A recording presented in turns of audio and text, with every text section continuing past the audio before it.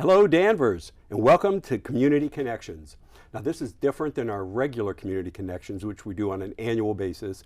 We've started a new program where we're going to do this once a month and interview someone one-on-one so they get more in-depth time to tell you about their organization.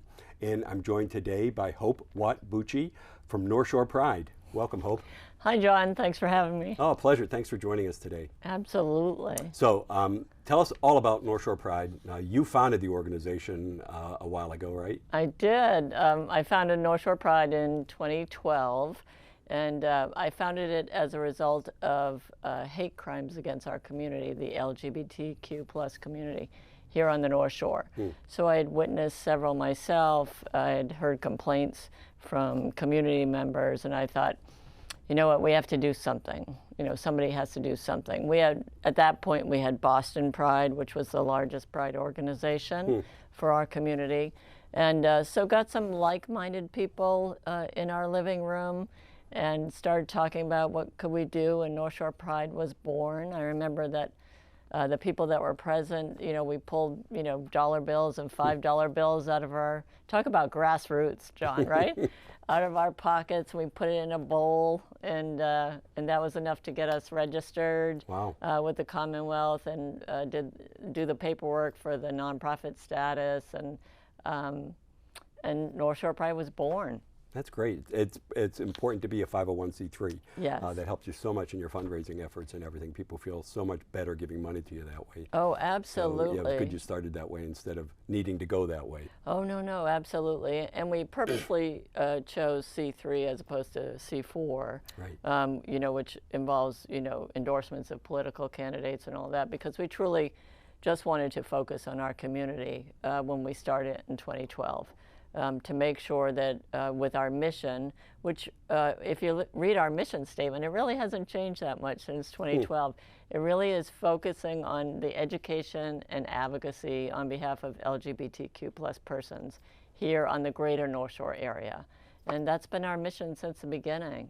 Now, I was going to say, you talked about communities, and it is North Shore, but what communities do you see that you have the biggest needs in and the most participation from? Well, it's interesting because we do of course, the North Shore Pride Parade and Festival every year in the city. It's in June, right? In June, yeah. Yes, in the city of Salem. And so, you know, last year the estimate from the police department was we had 40,000 people in attendance. That's awesome. Which is amazing. Yeah. But we do outreach, and I would say, you know, we did outreach to a church that really needed help in the greater Lowell area that had some anti-trans sentiment. And so we went and did a peaceful protest right in front of Town Hall there. And it was very successful, and I think it was a very small pride organization that we found out about and offered to assist. And I have to tell you, people drove by beeping and thumbs up, and there was a lot of people from smaller pride organizations and entities that came and helped us show our support for that little small pride community. And the founders there were in tears afterwards. Didn't realize that they had so many allies in the community. They really felt isolated at the time. My understanding is that I wasn't present during the service, but people walked out during the sermon when the anti-trans sentiment was expressed. And so hopefully we helped, you know, boost some awareness and through our educational component of our mission, and brought some support and to make people feel like they're not alone in their efforts, you know, because our community can often feel very isolated. And so, you know, what we strive to do through the organization is to make sure we bring people together. As our 2024 sentiment says, we're proud together. There you go. And so that's what we're trying to do. And it's interesting that you say that your community feels more isolated. I would think that as a community, they are probably more emotive, more loving, more friendly to all people because of the trials and tribulations they have faced and you know, that they want to make the world a better place. So I would think they'd be more welcoming and that they wouldn't feel alone. Absolutely, John. And if you ever want to be on our board, please go right ahead, because that sentiment was amazing. You know, compared to the larger population, you know, our community, like any ostracized community, the BIPOC community, anybody who's suffered, you know, the kind of hate, discrimination, and isolation that similar to our community, know what that's about, and they know what that's like. You know, our community, our population, more at risk, more specifically our trans community and our community of our youth community, more at risk for suicide, for hate crimes, for violence, more than ever now. We're finding, you know, you would think that that would decrease with education and advocacy, but because of recent, you know, incidents and public comment, legislation, we find that actually that's grown exponentially over the last couple of years. No kidding. Yes. I was going to ask you that since 2012, have you seen people become more accepting of the LGBTQ plus community? Because it certainly seems, from what I hear, just topically, if you will, that people are more accepting. And yes, I think there is certainly a sentiment that through education, people, I think personally myself, is that if you educate people, they don't feel as separated, you know, from that information and from that community. I think, so, and also based on, you know, the foundation of education gives you insight. Right. And if you can ally with someone in our community, then conceivably, you know, you take away that, you know, feeling like we're separate from you. And I think that helps, but I think recently, over the last several years, people have been given a voice to hate. And we just saw our local congressman, Seth Moulton, right, with some anti-trans and anti-LGBTQ plus sentiment. The National Defense Act, in which legislation has been brought before the House, I think approved by the House, to not provide health care to youth who are trying to get gender-affirming health care for children of active duty military. And I believe that just got passed by the House and is going forward for a full vote.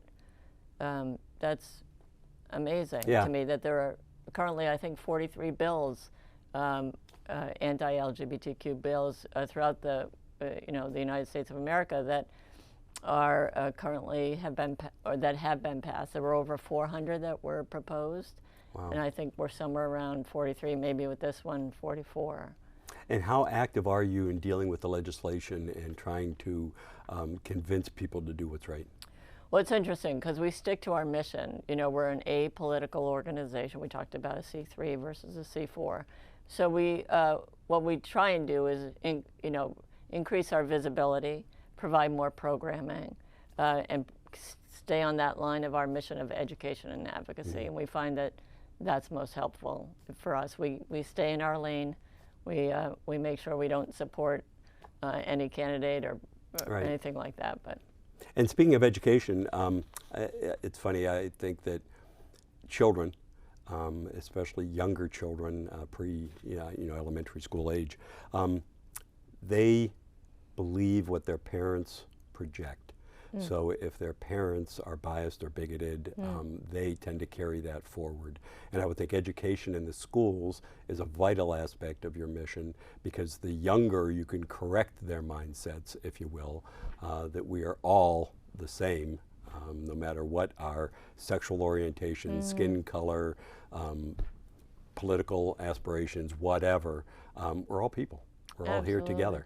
And like I said, I think the younger you can get them to believe that, the better person they become for the rest of their life. Oh, I agree. And, you know, there are LGBTQ support groups and programming in school systems, alliances within the school systems. But we see things like in Ohio recently, they passed a policy that they're doing away with with gender-neutral bathrooms, you know, things like that. And the I think Ohio legislators are working to make that a federal policy. And so it's very difficult. We're seeing a lot of education through our library community. So libraries are having drag queen story hours, are doing educational programming with our, you know, for our younger community and for parents. And I think that's very helpful and very encouraging. There are still some libraries. North Shore Pride has approached some libraries trying to offer drag story hours, and we've been declined, you know, for this reason or that reason. And but we continue to push. And when you approach the libraries, who is it that is not willing to give you an opportunity? Well, it's interesting because you never really know for sure, right? But for us personally, it's come through the library directors. Gotcha. But you know, everybody. I understand. My understanding, every library has a board of trustees, but we certainly don't inquire beyond that. We're respectful. Well, that's a shame. Yeah, it is. So what else do you have going on? What else do we have going on? Let's see. In light of, we've received a lot of calls and texts and based predominantly on concerns by our community for what 2025 and beyond is going to look like. In light of, you know, remarks made by, you know, politicians, in light of, you know, certainly the change in, you know, the presidential leadership and all of that. And so, you know, we've had members of our community who contact us and say, do I need to leave the country in order to continue to get health care? Do I need to get my passport updated?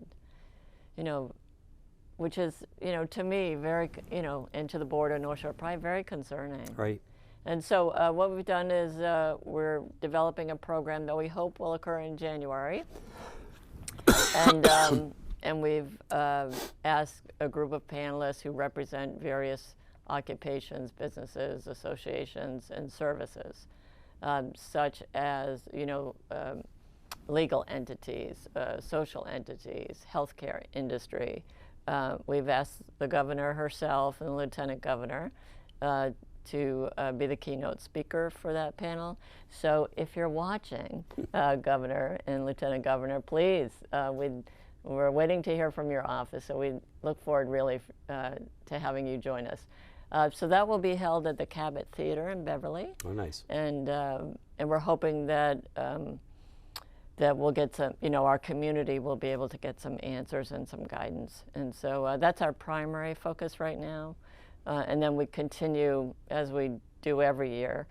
We start pretty much in August, September for planning for the next year. So we're already, you know, we have some fabulous new board members as well. We're up to 12 board members. And remember, we're an all-volunteer organization. Yeah. None of us get paid. And, you know, everybody has jobs and families and hopefully free time. And these people give of their time, of their energy, of their commitments, their heart and soul, truly, because they want to move the mission forward. That's great. It really is. It's amazing. So do you have, you had mentioned businesses and other organizations and that. How much support do you get from the business community on the North Shore? Yeah, that's interesting. We get a lot of support. You know, we could not do this without the support of other organizations, without the support of businesses and municipalities. We could never do what we do. And it's truly been a pleasure working with the city of Salem over these last 14, soon to be 14 years. And they couldn't have been more welcoming and kind and generous of their time and of their guidance. You know, it's hard to put on large events like this. It certainly is. And especially with an all-volunteer force. And we're so glad that, you know, originally we had the thought that we would go from town to city, you know, and do it in a different city or have some sort of rotation. And you have to have, consideration of logistics. How close are you to public transportation? It's important to us to be able to offer that to everyone in our community and our allies and anyone who's interested. Yeah. And so, are we close to public transportation? Are we accessible for challenged persons, and making sure that we accommodate for that? So all of that, all of those logistics. Do you have a place big enough for us to have our festival? And Salem really has turned into really a sister city for North Shore Pride, if I could use that term. It's been wonderful. That's wonderful. Yeah, I know exactly what you mean. I was on the Family Festival Board of Directors for 20 years, and we always put on the fireworks, and we would get 60 or 70 or 80,000 people at that. But again, that was a year-long project to put on that one event because of so much detail involved in all the areas that you just mentioned. Right. So it does take a lot of focus, and again, all done by volunteers. Right. So, do you need volunteers? Always. We always need volunteers. So we've been blessed each year that we do a volunteer sign up, and we've had many, many volunteers since 2012 who help us, because it's not just the board who can accomplish all of this. We need volunteers to help us during our events, to help sign up people, to volunteers to direct floats, and to line up people for the parade, to take tickets, and to help us spread the word. If you've had a great experience with North Shore Pride, we'd love to hear from you. That's always very, very helpful. So yeah, if there are volunteers out there, if you want to do something, make a difference in your community, please just contact us. info@northshorepride.org. That's it. It's simple. And on your website, do you have a volunteer page or tab? We do. And does that list the various ways people can help you by volunteering? We do. We do have a volunteer sign up online, and so you can do that, and you can pick, which category you'd like to volunteer in, and then the chairperson for that particular category would contact you and talk to you about volunteering and what it entails. And I have to say, until you've volunteered with North Shore Pride for one of our big events, it just, all of our volunteers have said it just blows your mind, how amazing a feeling you get knowing that you've made a difference. We have people who come to our events that have never been to a LGBTQ event. I'm talking particularly about the parade and the festival. I remember several years ago, a grandfather came, and he had never been to anything LGBTQ related. And it's important to us that we provide education about services available to our community at the festival, and so we always try to have at least 50% of our vendors be some sort of service provider. That's great. Yes, and so that people, not only our community, but allies and people who have, like the grandfather, can glean information and find out more about our community. We have a health van that comes every year, so if you want to have testing done, confidential testing done, you can utilize that service right there. That's great. Yeah. Yeah, and I would imagine you need volunteers for things like you mentioned during the parade or the festival, but you could probably also use volunteers that are in services that you need, like legal or things like that, where somebody can just volunteer their time pro bono to do some work for you and get things moving in the right direction. Yeah, that's right, John. Pro bono is probably the most favorite word of any nonprofit that I can think of. Yes, we would love anyone in the business or industry that they think they could be helpful. Attorneys are great. Anyone who's done organizational development, things like that. Board support, that would be fabulous. Administrative support, that would be wonderful. Photography, our big expenses for North Shore Pride, and we're happy to do it, is making sure we capture moments. Right.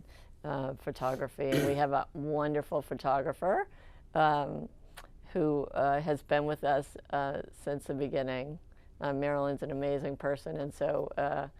But we can always use services, always. this year we're going to hopefully have drone photography. Nice. Because it's such an expansive event. Just don't do it near the airport. No. Well, you can do it, but you have to get licensed. Yeah. So, final question for you. Oh. In Danvers and other communities that may see this through our DCAT brothers and sister organizations, how can people help you? Sure. If you're interested, we're on all social media outlets. Or you could just send us an email to info@northshorepride.org and reach out. And if you're interested in either joining the board, being a volunteer, providing a donation to us, like I said, we're a nonprofit organization. All the money, none of us get paid. All the money that we might glean from events or whatever go right back into the organization. We also provide donations and scholarships to organizations within our community, and so it's important for us to give back to our community. So that would be great. Info@northshorepride.org, or you can email me directly at president@northshorepride.org. And I'd love to have a chat with you, and I'm so appreciative of all of our allies, all of our LGBTQ plus community, all of our fellow Pride organizations and entities that support us throughout the year. We, North Shore Pride, John, if you don't know, started something called the Rainbow Coalition. So we started, a great member of our board, T. Nash, said, you know what, there's all these little prides coming on and starting to show up. Why don't we get together and see if we can help them? And so we started the Rainbow Coalition. Thank you, T. Nash, for that. And we meet monthly, and it's all these little Pride entities and organizations. We talk about, what do you need? How can we help you? Maybe it's, how do you start a nonprofit? What forms do you have to file? And then we talk about events. What events are you having? And we cross publicize all of those events. So Hamilton Wenham Coalition might publicize, this event we're having in January, and we might, publicize the NAGLY event in North Shore Alliance for LGBTQ youth. So the Rainbow Coalition has really been remarkable because we're able to share information and help each other out. Do you publish a online newsletter? We do. We do publish a newsletter, and we send that out. We do it online, and then we send it out also to our email list. That's great. Yeah, so sign up for that as well. And can I say one more thing? You can say we are like. going to be publicizing a position, actually a paid position with North Shore Pride for a program manager. We had a program manager prior who left for a full-time position. We're so grateful to you, Mindy. Thank you so much. But we're going to be advertising, I think, in about March or April. So if you're looking for a part-time position for a program manager who can help us out with social media and with sponsorship, that would be great. If you have any experience in that area, we'd love to talk to you. So keep an eye open, or just email info@northshorepride.org. We'd love to hear from you. That's wonderful, Hope. Thank you so much for A, the information, B, the fact that you've been doing this for a long time. You can tell, right? Yeah, no gray hair when you started, right? None. No, seriously, it's a wonderful organization. You're doing great work. I wish you the best of luck. Anything else you want to mention before we sign off? No, I think that's it. I just want to wish everyone, for those who celebrate, happy holidays, whatever holiday with whomever you celebrate. May you find joy and peace in 2025. Thanks so much. Amen. Thanks, John. A pleasure. I really appreciate it. Our pleasure. Thanks for coming in, and best of luck. Thanks. Bye. Thank you for joining us today, and we hope that you continue to watch DCAT's Community Connections. We're on every month, and if you have suggestions as who we might interview as a nonprofit, please let the office know, and we'll look into it. Thanks, everybody. Hope, thanks for being here. Thank you so much, John. Take care.